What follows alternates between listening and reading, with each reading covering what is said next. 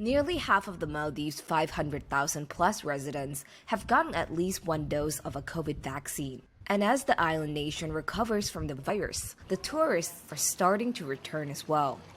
In the first quarter of this year, 390,000 tourists arrived in the Maldives, almost a pre-pandemic number, but only 504 travelers came from China. We haven't got them, Janine, yet.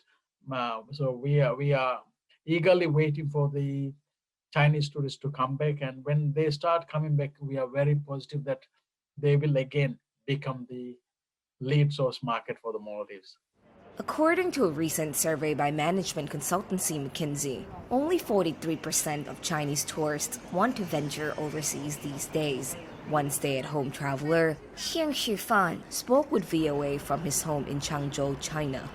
Problem for me is like I don't have much time. I think most Chinese are worried about one thing, like if you're going, leaving China, it will be okay for you. But if you're coming back to China, you're from abroad. For Chinese government, they were thinking like you're dangerous, then they will just give you like 14 days in the hotel, and that's a lot of waste of money and time.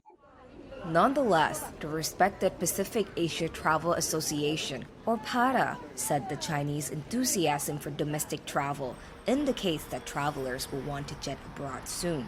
In China, you saw there was a pent-up demand when they started slowly opening domestically. You saw hotspots or tourist spots in China being overwhelmed by visitors, by domestic visitors.